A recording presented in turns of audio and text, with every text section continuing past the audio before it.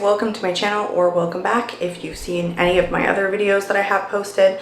Today I wanted to do a ranking of all the foundation slash skin tints that I've tried over the summer. So those would include anything that I tried from like the end of May, June, July, up until like now in August, which we're halfway through August. So there weren't many. I did mention this in one of my other videos. I think it was the new makeup releases video, that I had taken kind of a hiatus from trying new foundations. I just had a lot in my collection.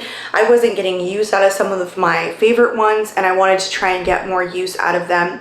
But there were a few that I picked up, a couple that were new releases, and then a couple that I had just been wanting to try, or a couple that I had just popped up. I was in a store or I was online and I just placed it in my cart, grabbed it, thought it would be fun to try, thought it looked good. So there weren't very many that I had tried over the summer. I do have 8 foundations, so I'm gonna do a ranking. So we'll just jump right into it.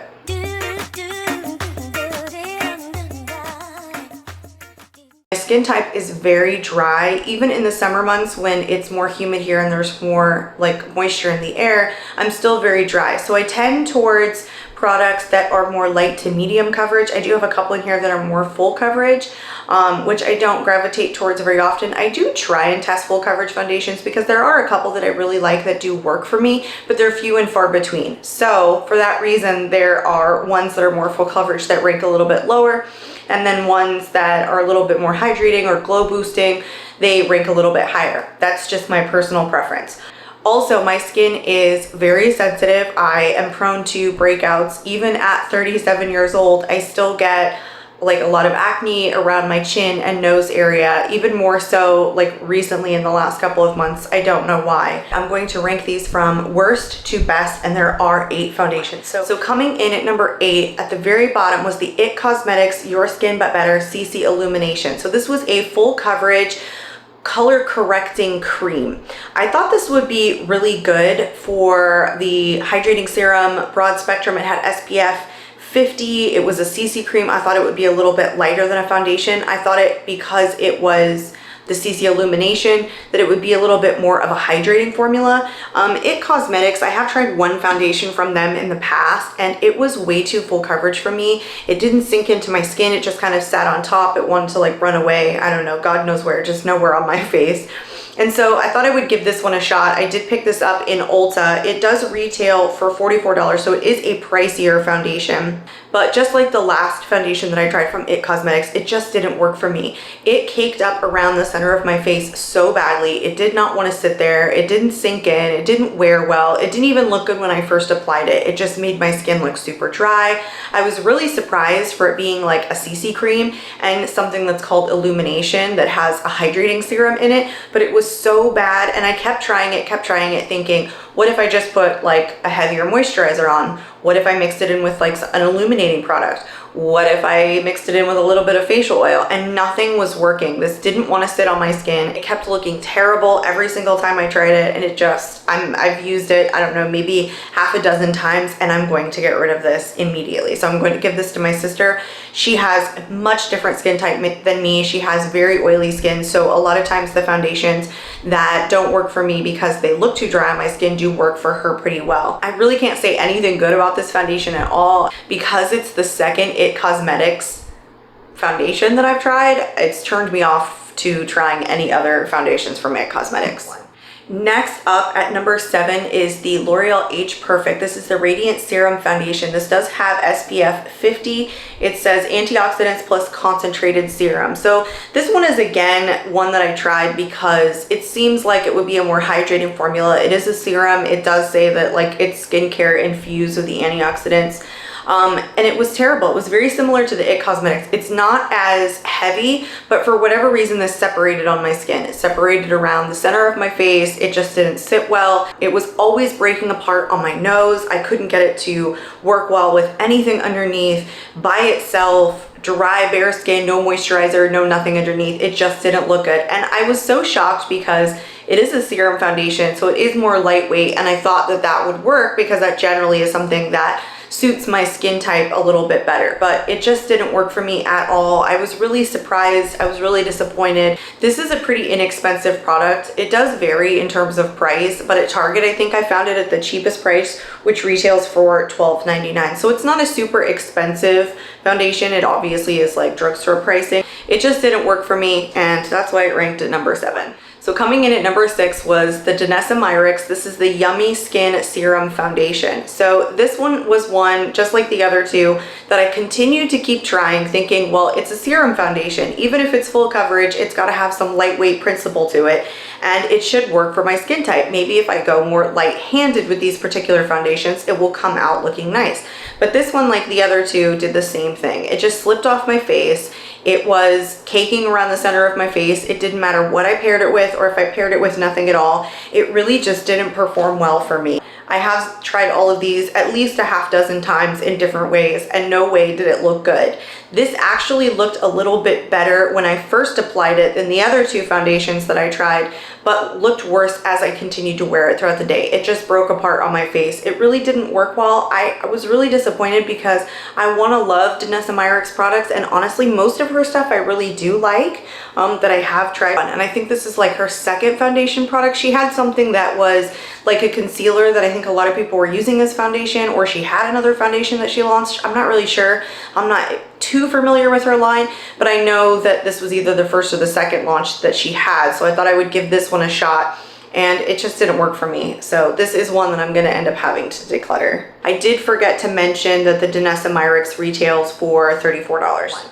Okay, so obviously these are all just what work on my skin type. I am not by any means an expert in knowing what type of foundations are gonna work best for me. I'm not a makeup artist. I'm just somebody who really loves makeup, that tries a lot of it. So this is just my personal preferences. These are my personal experiences with these foundations. So hopefully this next one doesn't upset too many people. But coming in at number 5 was the Hourglass Ambient Soft Glow Foundation.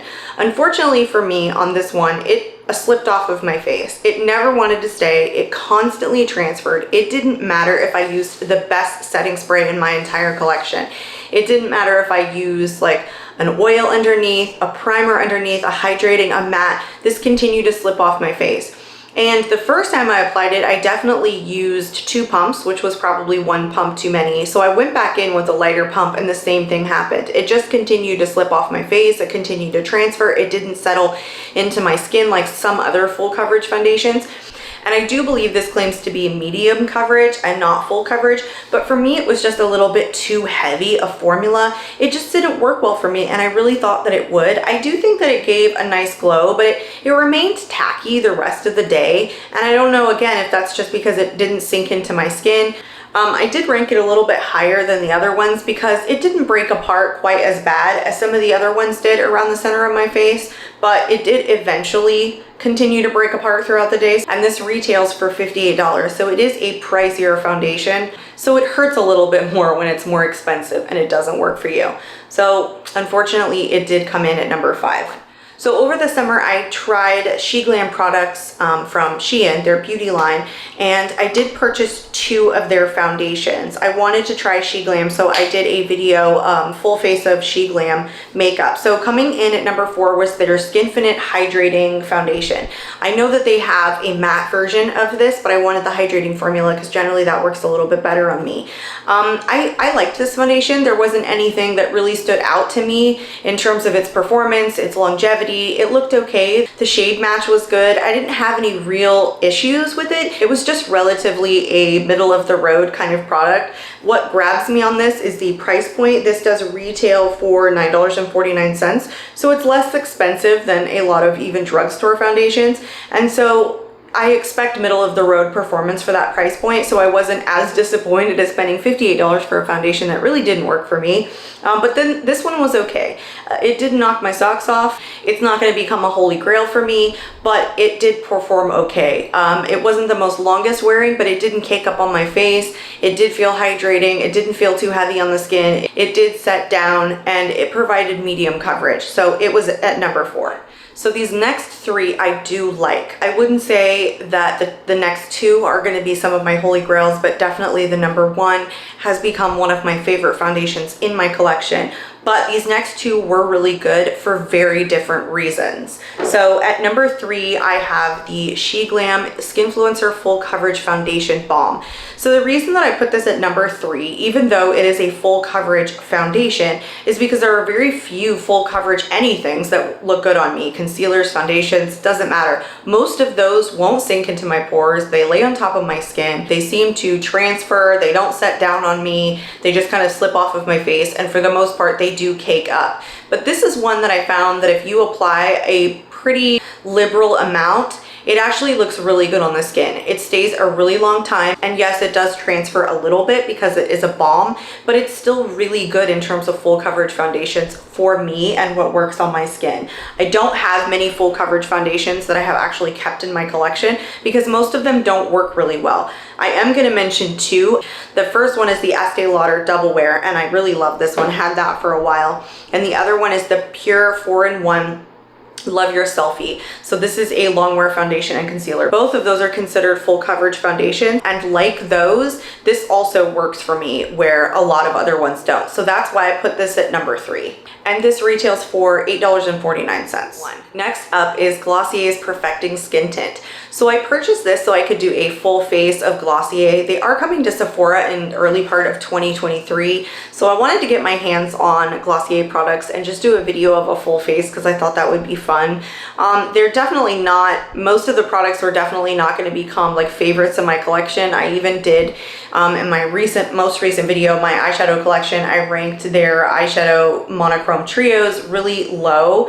But the foundation or the skin tint actually did provide a little bit more coverage than I was expecting. I know this is a very watery formula and was specifically designed to give like just kind of a wash of color to your skin, maybe just kind of like take away some of the redness, and it did that, but it also provided a little bit of coverage. I really liked this, and I liked this for a very different reason than, you know, something that's full coverage like this. There is a time and a place for a skin tint, and I thought this one performed pretty well. This retails for $26. Out of the other foundations that I tried this summer, the top 3 are definitely ones that I would reach for again. So it is a skin tint as opposed to a foundation, and it's not my favorite skin tint in my collection, but of these 8, I did think this was good. I would reach for this again, and it came in at number 2 for me.